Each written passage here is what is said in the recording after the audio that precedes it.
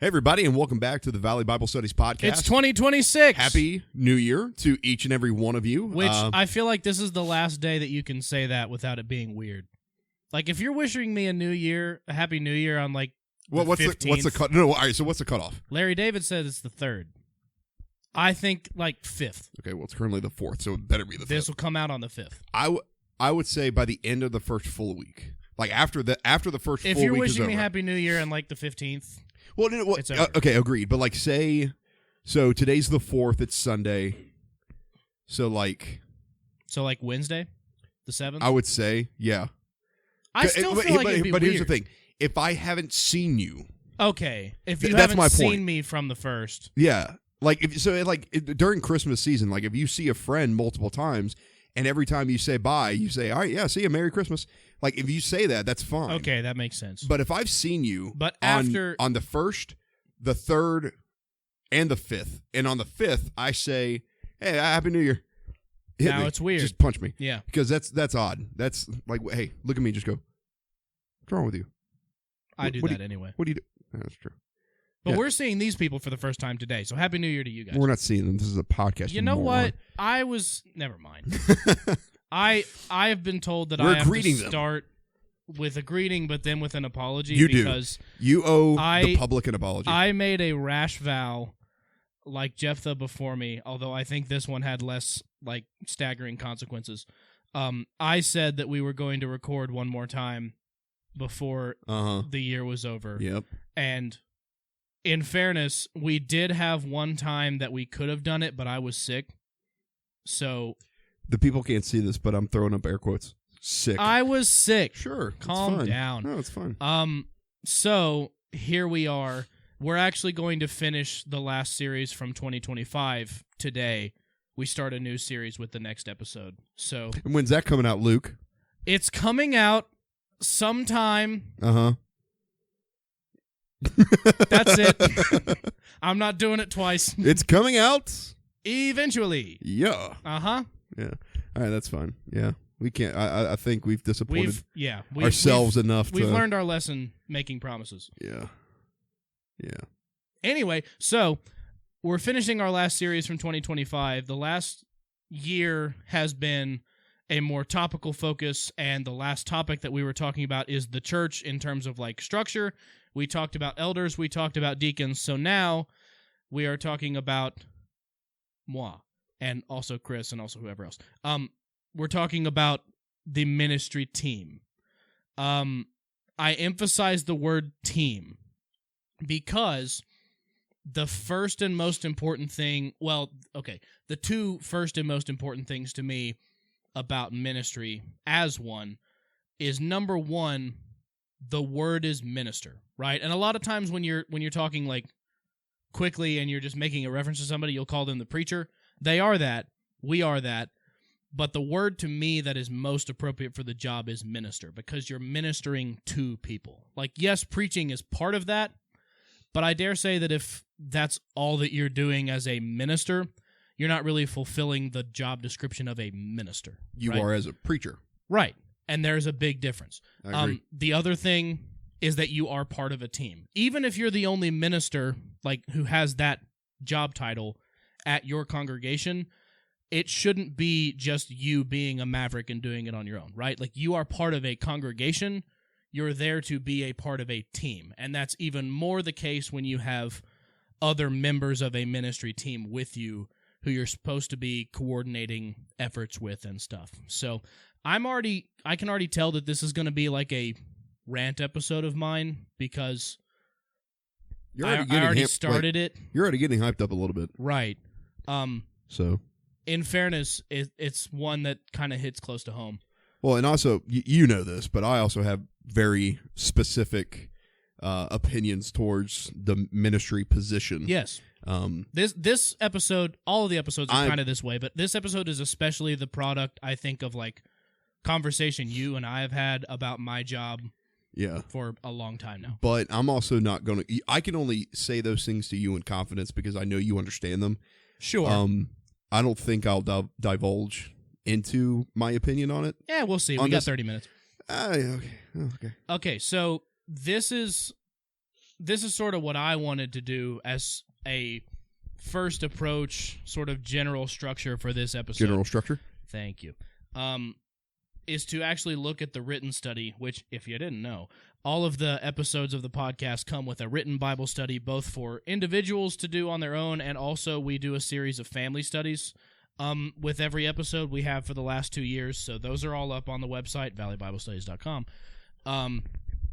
The written study with this has a list in it, and the list is a list of the most common misconceptions about the role of a minister in the church. So I'm just going to go through real these. quick, before you do that, Okay. You've kind of already defined what a minister is. Mm-hmm. How does one become a minister?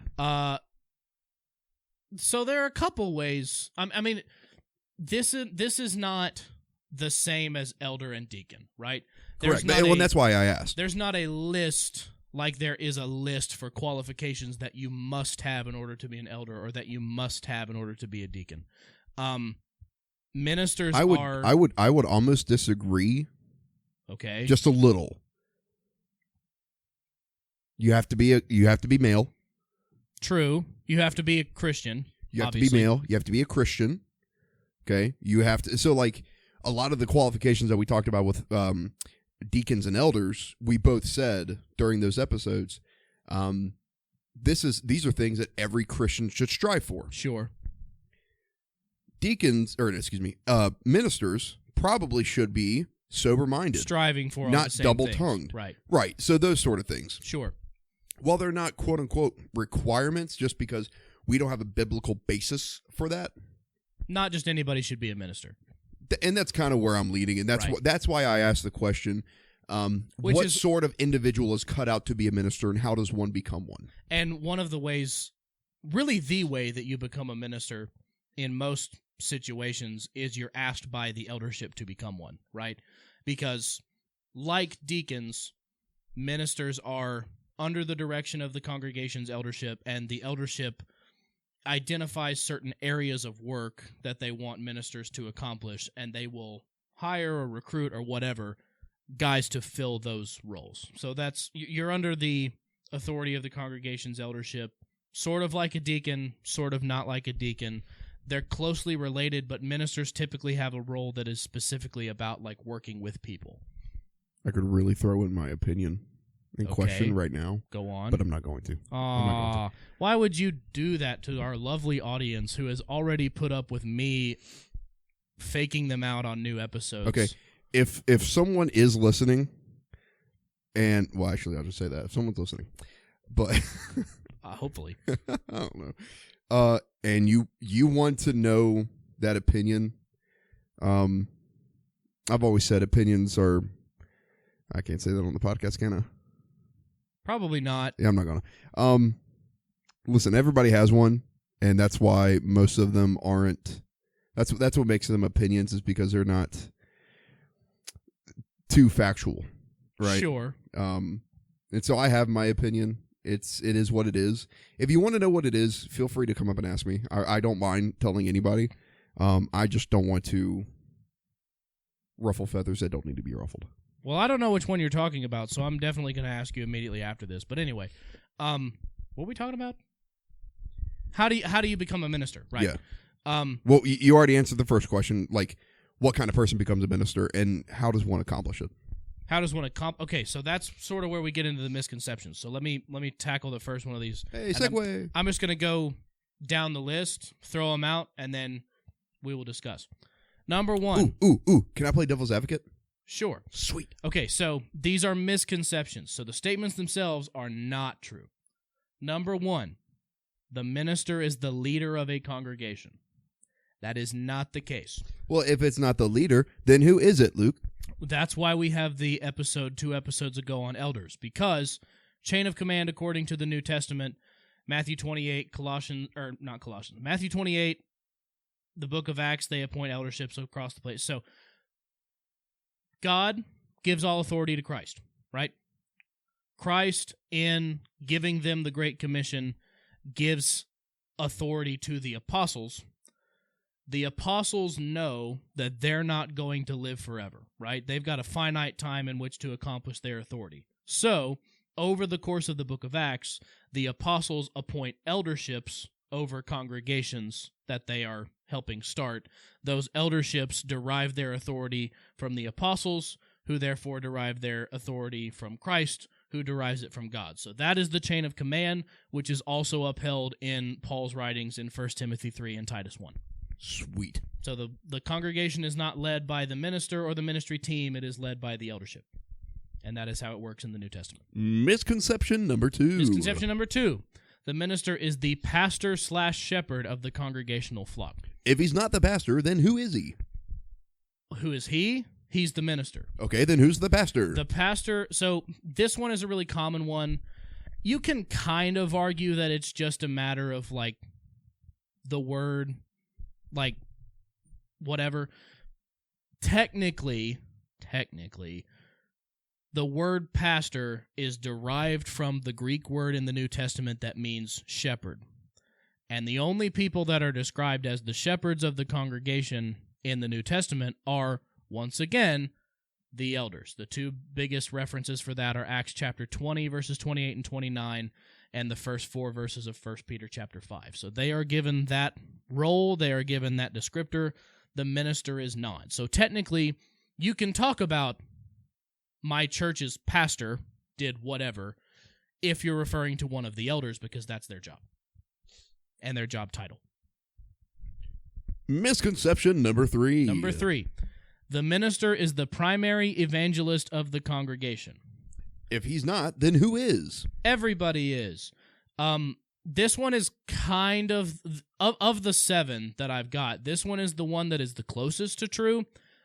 It becomes less true when you throw the word primary in there. Right. Because, like, usually one of the things that a minister is hired to do specifically is evangelize, right? Like, that's, if you're a minister and you're not evangelizing, You're not a like, minister. Right. Right. That's like if you're a Christian and you're not evangelizing, which is kind of the point, because the Great Commission is to all of us. Like, yes, he should be involved in it. Yes, he can even coordinate some of it, because, like, if the elders give him that task, then sure. But if the ministers are the only ones doing the evangelism for the congregation, something's wrong. That's bad. Yeah. I would also add to it that the minister should probably be a very good example of what evangelism should look like. Yes. But they're not, like you said, they're not the only person doing it. They're also not technically the person spearheading it. Right. They can also technically the eldership. I will say they can be. They can be the person that organizes things and this, like, that, so whatever. for example, if that's one of the roles or one of the responsibilities that the eldership has given the minister. So, for example, I have an Excel spreadsheet on my computer that is all of the Bible studies currently happening at Westside. Aren't you fancy? Or all of them, all the ones that we know about. That's not me. Like, I'm not the one doing all of them. Yeah. But I'm the person that the elders have asked, like, hey, could you help us keep track of all the ones going on? Right. And I said this in the last podcast, actually. I related it back to football. Shocker. Right. The role or responsibility of an assistant coach is to take things off of the head coach's plate.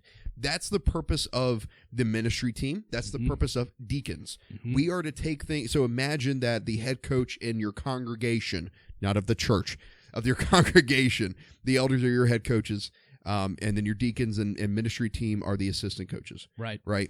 We are to take responsibilities and things off of the elders' plates because they have enough to worry about. That's true. And I also know of places that, like, they have a ministry team who accomplishes evangelism. They also have a deacon specifically over the evangelism program. Which I think is smart. Right. Because, like, if that's the biggest job, the most important quite the job role. of the church, kind of a thing that you want somebody controlling. Agreed. But, so, like, here's the thing. You have that spreadsheet. You have that organization. You have that detail. Could one of the elders have done that? Yeah. Sure. Yeah, absolutely.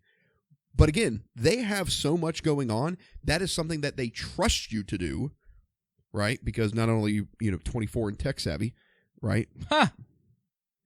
Okay. I am 24. I would not describe myself as tech savvy. Well, what's funny is that I wouldn't describe myself as tech savvy either, but here I am as the deacon over the media. I was going to say, if anybody should be, it should be I do you. find myself knowing more than I thought that, like, there are some things that I'll do on the computer and somebody's like, oh, I didn't know you could do that. I'm like, in my mind, I was like, Oh, I thought that was like a common knowledge. Oh, 100%. Yeah. If you've been listening to the podcast since the early days, you know that I've improved. Because 1000%. I was flying by the seat of my pants for the first, 10 we both episodes. were. Yeah. Because I remember we were looking at the software, and you were like, what does this do? I'm like, I don't know. Right. For the first, 2 or 3 especially, we were just, pushing We're buttons. just going for it. Seeing what would stick. And it worked. It did work. For the most part. Yeah. We had some fuzziness in the first few episodes, and then we figured out what was causing it, and hey, right, here we are. We all figured it out. What were we talking about? You're supposed to do the thing for number 4. Misconception number 4. Number 4, the minister is the primary leader of the congregation's benevolence efforts. Once again, the minister is not really the primary leader of anything. That's the elders, and especially if you have a benevolence deacon or a services deacon or a community outreach deacon, they're the point person for that. That's kind of the whole point. Ministers should absolutely be involved. Ministers should absolutely be like me personally as a minister. If there is a benevolence activity happening at our building, especially, or in the congregation or in the community, I'm gonna be there. Yeah. Unless I absolutely cannot be for some reason. Because why would I not be? First of all, I'm a Christian and a member of this congregation. But also, there's always the chance that somebody comes to the benevolence, like our community support day here at Westside. Somebody comes to that, and they're here for the stuff, but more they also came with Bible questions. Now I'm here, I can help them answer their questions, right? Agreed. So, not the primary leader, definitely should be involved. Yes. Misconception number 5. Number 5, the minister must be a husband and a father. Can he be?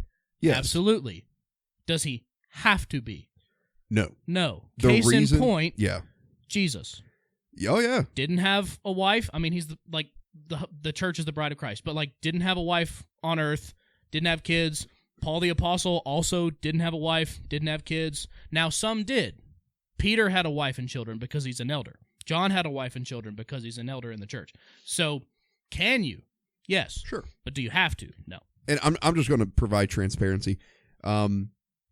Again, do they have to? No. Is it a good idea? In a lot of ways. In a lot of ways. It shows stability. It shows maturity. It also helps you relate to people. It does, especially if you're a younger, newly married kind of person. Mm-hmm. That helps a lot if you just had kids, or even for an older preacher, your kids have maybe grown up and left already. You can provide that wisdom and expertise to someone that's going through that similar situation. Sure. But again, it's not something that you have to have. And the reason you don't have to have it is because there's no biblical basis for it. There's nothing in the Bible that says the person that is the minister for your congregation that gets up and preaches every Sunday and does all the roles and responsibilities of a minister has to have a wife. There's nothing in that says it. There's nothing in there that alludes to it. And to your point, I think it's really important that elders and deacons do. A minister doesn't absolutely have to have a wife and children. Elders and deacons do. Yes, because it was black and white. It's the same thing as stability of the church is reflected in stability of the home. But because you're not someone that is, quote unquote, leading the congregation. Exactly. In many ways, you're representing the congregation, but you're not leading it. I just read books, man. I don't know what the rest of y'all are doing. You're not leading it. And so with that stability, there are a lot of factors to it. Right. So yeah, there's that. Misconception number 6. Number 6, the minister must always fulfill a prominent role within congregational worship settings. Now, I emphasize the word always because should he be willing to? Absolutely. Should he be equipped to and able to? Absolutely. But it's not like if the minister doesn't do something in the worship service that the worship service doesn't count. And I included this one. I included this one largely because of what many of my minister friends call pastor syndrome, right? Where a lot of these misconceptions are aimed at this, if the minister's not doing it, then, who's going to kind of thing that is very common in a lot of, quote, churches in the world today, right? Somebody forgot to do the closing prayer. Well, let's wait for the minister to get up and do it. Exactly. Or, he's running the show. Yeah. Especially in worship, or just in general, but, in a worship setting, the minister's the one running the show. Can he be? Sure. Should he be willing and able to lead in worship in multiple capacities? Sure. But if he's not, it's not like it doesn't count. Let me tell you something, man. I forget when this was. It was a while ago. Jeff was either sick or out of town. You were out of town. Josh Whitlow was somewhere out of town. And it was sing night. Ooh. He just named like the 3 most common sing night leaders at Westside. Fred, our beloved Fred, comes up to me and says, well, KT, looks like you're running this. And I said, no, I'm not. He said, well, can you round everyone up? I'm like, yeah, sure. Mm-hmm. So I start writing all the names. I start writing all the songs. Like, I get the song. Like, I'm standing up there with the microphone. I'm like, all right, guys, what songs do you want to put on the board? Like, before service starts and everything. And so I'm writing down the songs. I'm writing down people's names that are going to be leading. And then right before worship starts, I walk away. And I had virtually nothing else to do with worship other than participation. Right. Because I'm not a song leader. So who actually led songs? Riley, Cookie. That's really all you need. Sean, Bob, and Preston.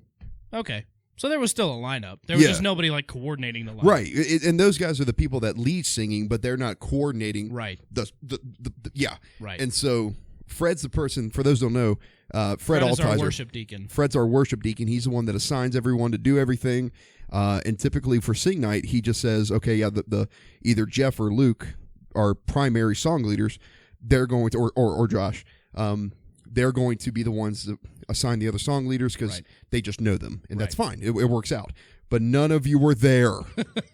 Our bad. I don't know what to tell you. And so Fred had never done it. He was like, okay, T, looks like you're doing it. And I'm like, what are we doing? Because you just happened to be standing next to I Fred actually at the did. wrong moment. I was up front talking to maybe Riley or somebody in the youth group, and he comes walking over to me, and I could see the look on his face of like, something's got to happen. Like, hey, here we go. Yeah. That actually brings up a good point, though, because, so I said the specific misconception, again, is the minister must always fulfill a prominent role within congregational worship settings. So the always is an important thing there. Also, it's not like the minister has to be able to do everything. Like, Chris, our beloved pulpit minister, as of 2 months ago, has told me, I will do anything except lead singing. Amen. Totally fair. Yeah, he's one of 20 people that have told me that. I'll do anything except lead singing. Same. Fine. Absolutely. And again, it's not like he's less of a minister because he's not equipped for that skill specifically. Or not, whatever. Just because a minister's not doing it doesn't mean it doesn't count. Right. Like today, I didn't think you actually had anything. You had a prayer. Yeah. But, if you didn't lead the prayer this morning and someone else did, are we, It's not like it's lesser. Right. Does service not count? Right. Does God check out? No. Right. So do the thing. Oh. Well, you've done it other times.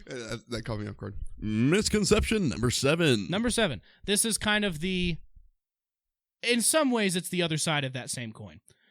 The minister is held to a holier standard than other Christians. Absolutely not true. Now, I'm just going to read the little blurb for this one because I think it says it better than I'm going to on the fly. In a sense, ministers are held to a higher standard of knowledge as the responsibility of spiritual training and teaching includes the necessity of study in order to maintain doctrinal soundness. However, the commandments and examples of the New Testament are not any more binding to ministers or their families than they are to other Christians. All members of the church are called to live lives of holiness which reflect God's character and the impact of the gospel.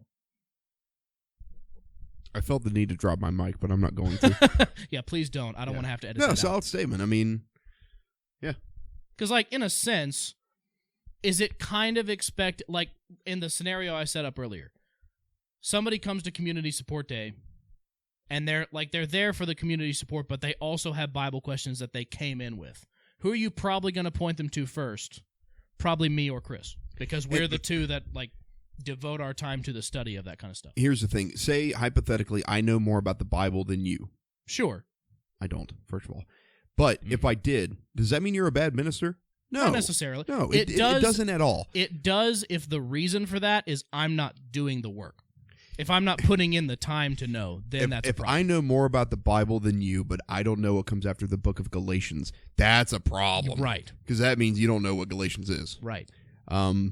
You are kind of expected to know more than everyone else, but that's just because it's inherent with your position. Time. It's connected to your position, right? You wouldn't expect, a teacher, like an English teacher, not to know The Great Gatsby. You know? Right. You wouldn't expect a history teacher to not know about World War II. Right.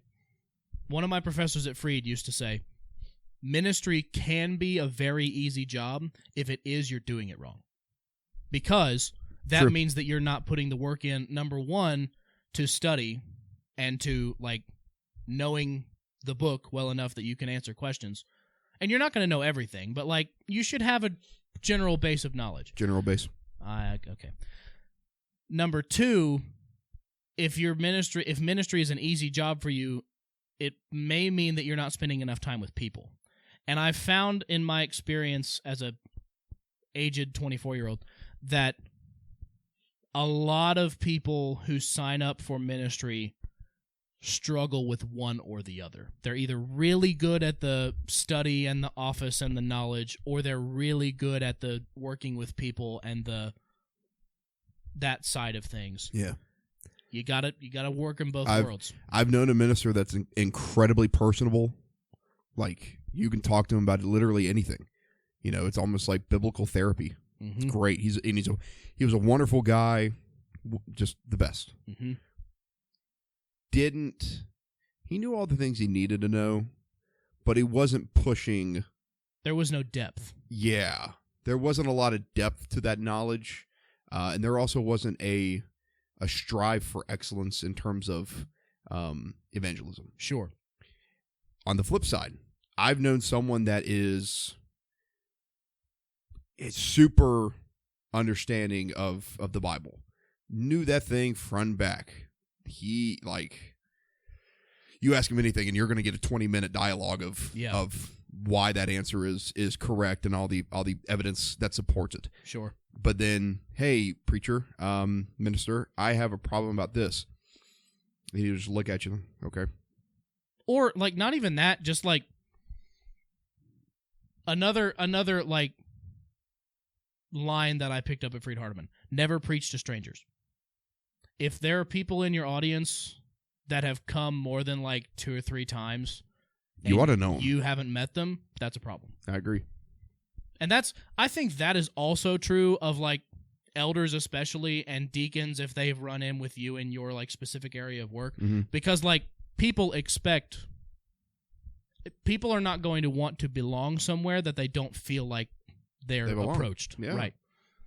That they're plugged into relationship. If they have come more than, like you said, maybe 2 or 3 times, and they still feel like a visitor, that's a problem. That's a problem. I agree. Yeah. And a lot of that comes to relationships. A lot of it also has to do with, have you given them anything to do? And I'm not saying, like, hey, you visited with us twice now. Would you like to plan our next community? Like, that's probably not good. But giving them a job at said community day, or giving them a job that has to do with, like, responsibility goes a long way. Like, I would never say, you visited with us 5 times, can you be my one other chaperone for a youth ministry event, like youth group event? We're taking the kids all the way to Gatlinburg, Tennessee. Would you like to join us? By the way, you're the you only. And me. Yeah, you're the only other chaperone. Right. I would never do that. And you have to drive. I would never do that. But I would be like, hey, we're having a, like, Bible study at the building.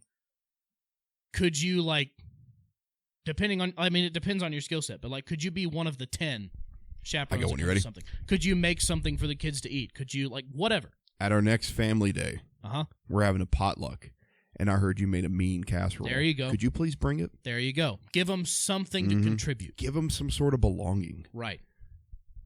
So, this is the crescendo of everything that I've said. You will notice several of these misconceptions have to do with what we put on the preachers versus what we put on the elders. Preachers are not leaders of the congregation, the elders are. Preachers are not the pastors of a congregation, like shepherding the flock, The elders are. Preachers are not the primary evangelists. The elders are the ones coordinating that whole effort. Same for benevolence. I think the church would be a lot stronger down the road if we put the effort that we are currently putting into training ministers into training elders. I think that is a much more worthy pursuit long term. Oh, I want to say something. I'm going to. Okay. I think the reason there's so many people that want to be preachers is because their motive isn't to be someone who evangelizes as a minister. They want to be the person that's seen behind the pulpit.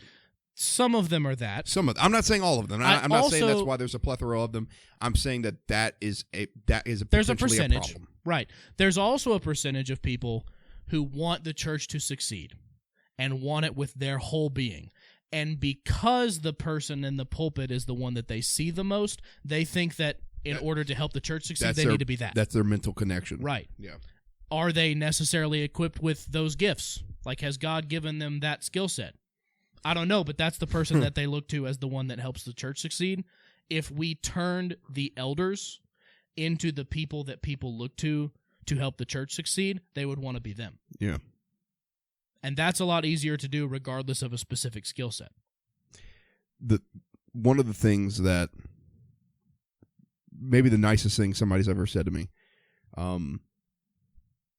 this was it was actually, I know it wasn't me. No, it was not you. I was the youth leader before you got here. Mm-hmm. And I was just kind of the person in charge of coordinating the things at the youth. Pretty much your job, just not as like all the time. No, it was technically all the time because it was a year-round gig. It was like it was everything but like around summer, before summer, like right before, like we would hire an intern and then they would do the summer stuff, and then as the youth leader, I would kind of make sure they were doing their job, and then the rest of the year I would coordinate stuff. So like I was doing what you're doing, but at a much smaller like sure yeah nowhere near the capacity of what you do. And that was why I suggested I just read hire books, you. Man. No, that was why I suggested we hire you, because I couldn't give them what they needed. Sure, you could have. Could have as if I'm not. Jeez, no, that was before we hired you. No, I it's didn't fine. know. It's whatever. I heard what you said. Go on with your story. Fine. One of the nicest things that Danny Gard, one of our former elders, I love Danny Gard, said to me, and Shaw too. Hi, Shaw. Yes, hi Shaw. But one of the nicest things he's ever said to me, actually, it might be one of the nicest things anybody's ever said to me. He said, "You're doing a great job. You're going to make a great elder one day." Wow. Let me tell you right now. That's like the compliment of all compliments. I agree. I was 25, I think. So like my age. Yeah. 30 now. Let me tell you right now. Then and today, I don't have a desire to be an elder. I don't. I know it's a lot of responsibility. I know what they go through. My father's one. His brother is one. My dad was one at one point. I don't want to. Yeah. And I'm 30. Something might change. I don't know. Yeah. But to now knowing what an elder goes through and how important they are, for him to say that because he was an elder at the time when he said it, that was one of the most profound and nicest things anybody could have ever said. That's a big deal. And it goes back to the thing that we said in the episode on elderships. Like, even if you're not going to take on that responsibility, that's the standard. Like those qualifications, that kind of life that you're living, that's what you should be aiming for. Yeah. That's what everybody should be And doing. Westside's been blessed with so many good elders over the years. True. But now, if you're good at working with people and you're good at studying and public speaking, ministry do could I be have for a you. job for you? And I will say, like, ministry is not for everybody. It's not the standard, but it is incredibly rewarding for those who go into it with the right spirit and the right attitude and the right willingness to help people. Because if you want to help people and you have that skill set, this is it. I don't want to do anything else. because I'm doing. Let me tell you something, man. That's what good I to wanna hear. do. Right. As somebody who sits a part of the congregation of your employment, that's good to hear. Thank you. Yeah. Yeah, I think I'm good at public speaking, but I'm not. I'd 1,000% I could not do what you do. 1,000%. You have spoken before. Yeah. You've done like a sermon before. Yeah. No, that's what I'm. No. You said the combination of good at public speaking, knowledgeable of the Bible, Work with people, and working with people. I've got the former. I don't have the latter. I don't know. The hard thing about the rewarding and hard thing about ministry is you will be one of the people that are there for people's absolute best days and their absolute worst. Yeah. See, I would say something that would hurt someone's feelings. Not intentional. Not intentional. I wouldn't mean to do it. Sure.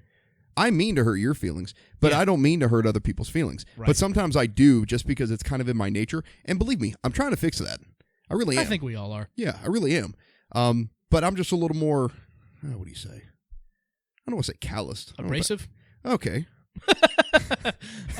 Thanks, man. All right. I will say, and I'm not applying... Thanks for joining us on this episode. I'm not applying this to you. There is a certain level of tact that you have to have in some sensitive situations. And I'm not saying that I have that perfectly all the time, but as somebody who works with words, like 90% of my job is words. It's reading, it's studying, it's speaking, it's dealing with people mostly through conversation. Yeah. You got to know what to say, when to say it, how to say it. Yeah. Do you know what my defense mechanism is for when people start to get like uncomfortable? It's humor. Yeah, I try to crack jokes. That doesn't always work. You shouldn't do that. Now, I could do that with you. I can do that with some people at Westside. Yeah, because not everybody. No, I would try to do it with everybody because that's me. Right. When my wife was in labor for the first time, I cracked jokes. Dad probably wasn't smart. It wasn't. My wife always tells me, I have a bad tendency to like make a face at certain things. Oh, fix your face? Yeah. So my wife says, "Fix your face," right? And I've she heard says her say that to you. Yeah, she says it in a loving, playful way. She's like, "Honey, fix your face," right? And so and I appreciate it because she's looking out for me. Yeah, that's another thing. You got to be able to just like zone out. But when she was in labor, the nurse told her, "Hey, relax your face. It might help. Try to relax the muscles in your face." No. And I looked at my wife. I said, "Yeah, hun, fix your face." Let me tell you, man, without skipping a beat, my wife looked at me and said, "I will cut your face." Has she spoken to you since? Well, we've got another kid, so yeah, well, maybe. Anyway, Yeah. welcome. No. Not welcome. You've been here for 40 minutes. Yeah. Bye. How funny would it be if we just cut it off right there? That'd be pretty great. But yeah, so I said, "Fix your face." She said, "I will cut your face." And that was the end of that. And I stopped making jokes that day. That's probably... that's not true. I've heard you make jokes since then. No, that day. Oh, yeah. The next day, I was probably back to it. But, yeah, probably. Yeah. Is that a good innings point? Sure. Of my wife threatening I think mine was... Bye. That was the best inning spot we're going to have. All right. Well, I'll cordially say thank you so much for joining us on this episode of the Valley Bible Studies podcast. Wait, don't make me look like the jerk. What? You said, "I'll cordially say." I'll actually You were just going to say, bye. It was a joke. It was a bit. See? Yeah. That's what happens when you try to joke. We're so glad that you've been with us on this episode. We're so glad that you've been with us on this episode that was supposed to air in 2025. Listen. But didn't because you had a migraine. Bye. I'm done. We'll see you next time. I don't know when the next time will be, but we'll see you next time. We are starting a new series for season 3. Ah. Hey, I'm the one that said it this time. That's true. Look at there. It really feels weird that was a year ago. That I felt so uncomfortable with saying season 2. Technically, it was a little more than a year ago because we were on time then. But see, you said it that time. Yeah. All right, everybody. Thank you so much for being here, and we'll see you later. Bye.